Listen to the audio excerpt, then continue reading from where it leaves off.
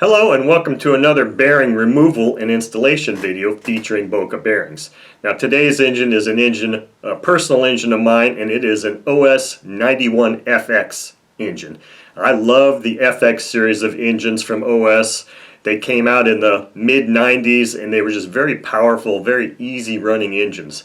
Now this particular engine I got from a Facebook Marketplace deal just under a year ago, and I think I only put one run on it. It was a used engine, and as I turn it over now, it just feels kind of gummy. The bearings don't really feel bad, but they just feel gummy. So I thought this would be a good time to do a bearing upgrade and install some Boca bearings in it.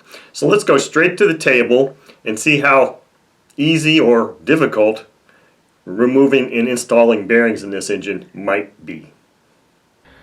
Okay, so here on the table are all the few things I will need to remove the bearings in this engine. Now, as I said, this is an OS 91FX engine. These are just wonderful engines, and I've had many of these, and I really like them a lot. As you can see, this one's just rather slow in turning over. This very well could just be a matter of some carbon or some fuel, dried fuel residue in there, but like I said, why not upgrade this engine to some Boca bearings? So the tools I'm going to use to remove the bearings are my wood block that I'm going to use to tap the crankshaft out, along with my hammer, and then once that's out, we'll be using the flat nose punch to get the bearings out of the crankcase and or off the crankshaft, depending on what that main bearing does. If it stays on the crankshaft, we'll use that. If it stays in there, we'll have to check and see if we've got a lip to get on it, and if not, then I'll have to employ a different method to do that. But this was run probably, I don't know, 8 months ago. So I'm going to go ahead and heat it up a little bit here. I've got my heat gun, my desk vise, and my new heat resistant glove. So let's just heat this thing up, and we'll also be able to see if just heating it up frees that crankshaft rotation up, which I'm sure it will.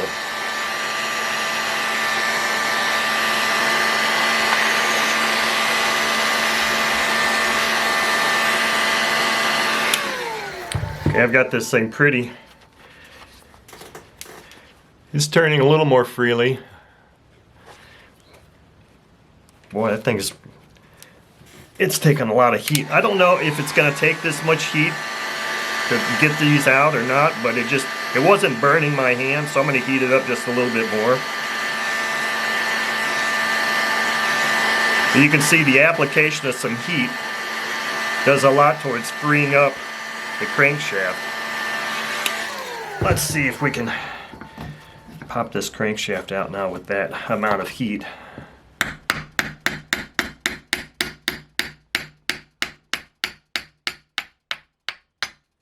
And crankshaft is out.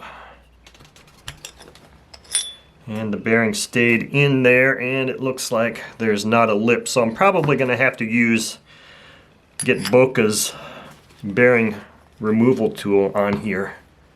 Let's get this front bearing out first.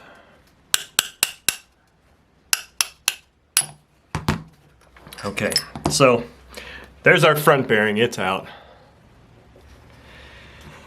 Our rear bearing stayed in, and I can feel in there with my finger, it's a big enough bearing that there's not a lip on this at all. So I'm gonna have to pause the video here, go get the portion of Boca's miniature bearing puller set and engage it in here and use that to actually get this bearing out.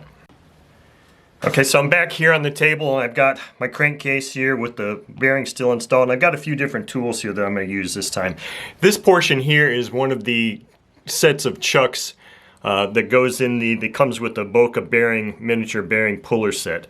So this set is actually designed to be able to pull bearings out that aren't press fit in because you have a handle that you screw in here. And basically how this works is it's just an internal, you go into the internal race and expand this jaw until it grabs, and then you pull it out.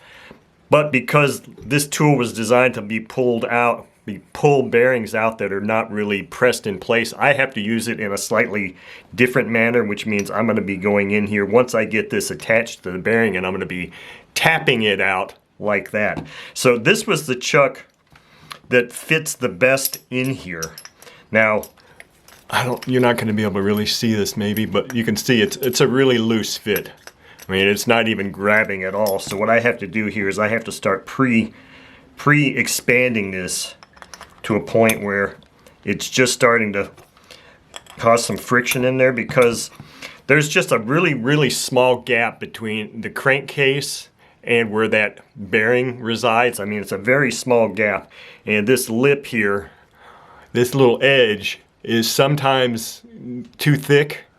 I mean, I can get on this one, but I have to get in there. I want to make sure that I can push this in there and then kind of feel when I'm in that gap, so that I'm not sitting here trying to expand it on the crankshaft, on the crankcase itself. So I'm just kind of incrementally expanding these jaws, turning this piece in until I can start to feel some resistance like I have now. So I'm going to try and just push this in there and get to the point where I can look in there and feel that I'm in that gap. Now what I'm going to do here is I'm going to grab this portion and further expand this thing and really make it tight.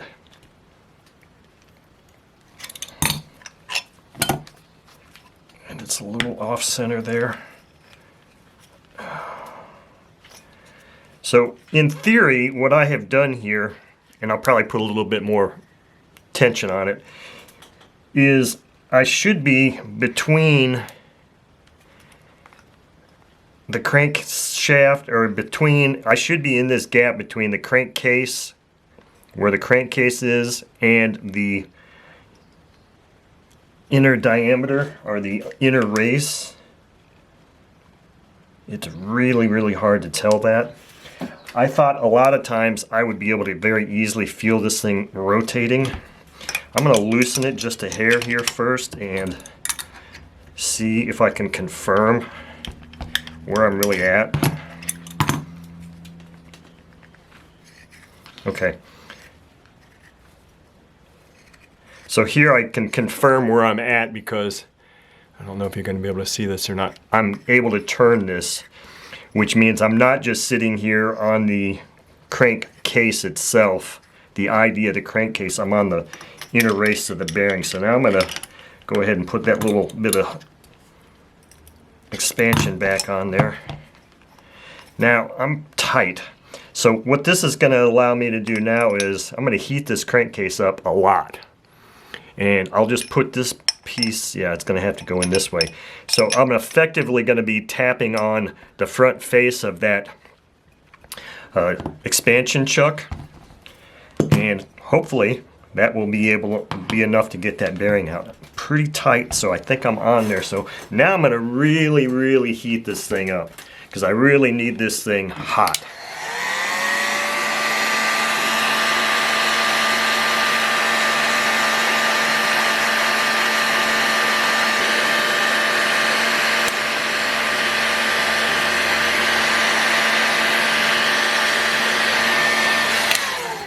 So let's give that a shot. I heard a little pop sound, like something, the case was expanding.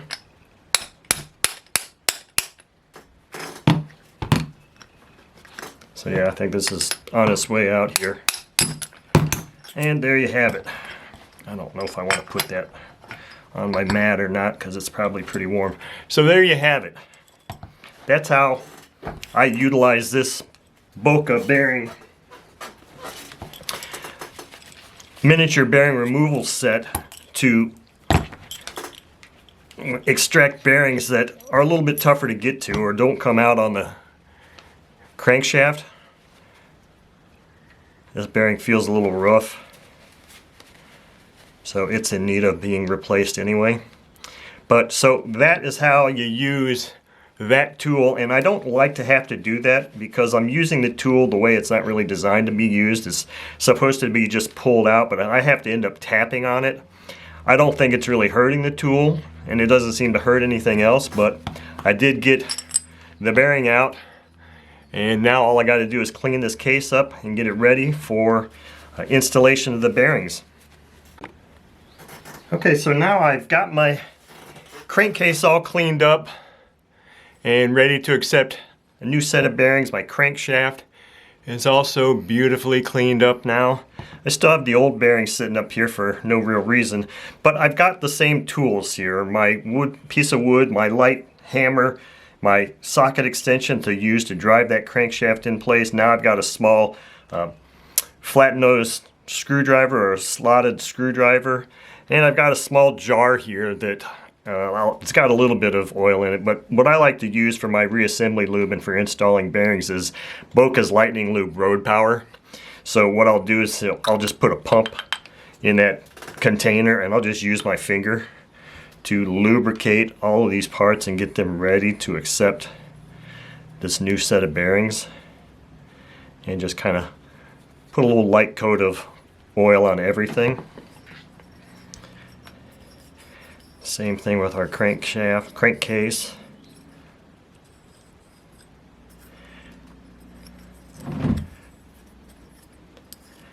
And that sound was snow falling off the roof because it's warming up outside. So with that done, let's address the bearings that I'm going to use. So the set of bearings that go in this engine are kit number ENK-003ST. It's the ST stainless steel version that I've selected for this kit, or for this engine. So let's pull these individual bearings out and see what I need to do to prep them for installation into the engine. So these are both ZZ, or metal shielded bearings. So I'll be removing one shield from this one, except that this one looks like it's actually a ZZC. So it has a clip on here. So that one's gonna be a little bit more challenging for me to remove the front shield, or one of the rear shields on. And then here is our main rear bearing, which just has the normal ZZ. So you can tell the difference. I don't know if you're going to be able to see it or not. If you look at the shield here where it meets the outer race, if you see a bunch of little gaps, that's the standard ZZ shield that's easy to just pop out and remove. This one here, if you look closely at it and I rotate around, you can see there's no gaps because this one actually has a clip, a C-clip. The camera's having a hard time focusing on this now for some reason. Has a C-clip in there. So what I'm going to have to do now is try and see if I can get one of my T-pins to use to actually get that clip out. The kicker with this clip is you got to find the side that is open. So I've got the edge of the clip here, but the clip has like a curved side like this or like this because that's how it's cut. So I like to try to find the side like this so I can lift it up and out like that, but it is really hard to see. Let me go to this side here and see if I can get a little bit better view of where that clip is. I was getting under it here, I thought.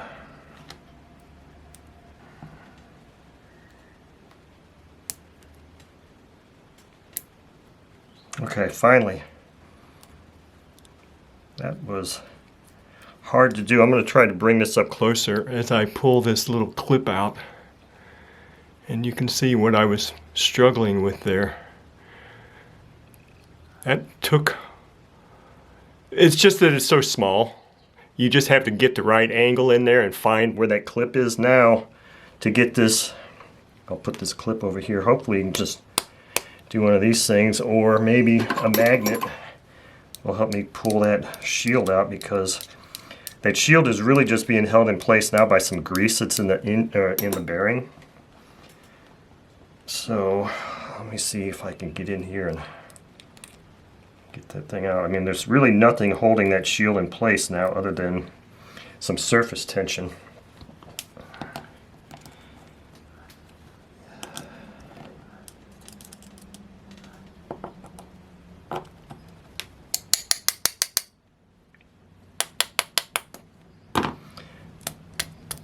There we go. And there you can see the grease that was in there that was holding that seal in place, or the shield in place. So this shield is definitely set up differently so that it kind of has a cup at the edge, it's really cupped so it really seals better, so you don't really have an edge that you can get under there. You just have to kind of shake it and tap it to get that thing out, and of course remove that clip. So thankfully we only have to do that on one side of this bearing. Now this bearing will be much easier to do because it's a standard ZZ shield, and here with these you just kind of poke it in above the inner race and just lift it right out like that. Much better to do. These ones with the clip, they're a lot more challenging. So now that we've got these bearings ready to go, I'm going to go ahead and do a little bit of lubrication on them, the outside edge, the inside of this one, since my finger fits in there. And we'll be ready to get these bearings installed now. So I always install the front bearing in the crankcase first, and then rear with the bearing on it, or the crankshaft with the bearing on it, because that acts as a centering mechanism when that front bearing is in there. So let's just slide this guy on here. It doesn't feel like it's on. Go kindly there for some reason.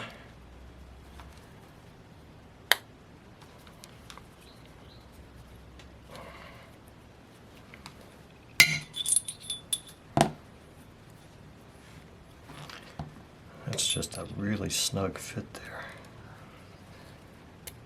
There we go. There we go. There we go. Nice. So this thing is ready to go. So now all that's left to do is just heat this crankcase up, get this front bearing installed, and then we'll tap the rear bearing in place. So let me get my glove on again here and do a little bit of heating.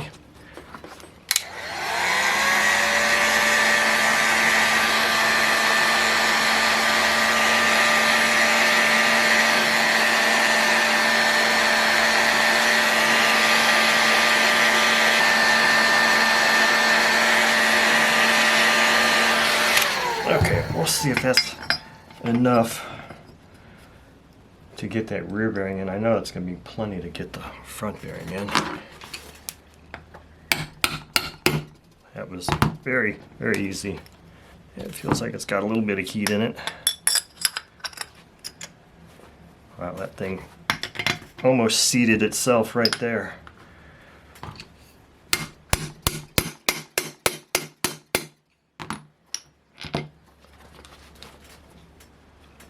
And that bearing is installed, and this bearing installation is complete. You never know, you think you got just a simple two-stroke engine, and you never know what kind of challenges you can present themselves with that, whether it be the bearing staying in the crankcase itself and then you have to use a different tool, or you get a bearing that's got the little clip on it as opposed to just a standard ZZ shield, and you got to try and get one of those things off. So it's always interesting to see the things you might encounter when you're replacing bearings on what would seem to be a seemingly simple engine to do. That's our bearing removal and installation for today.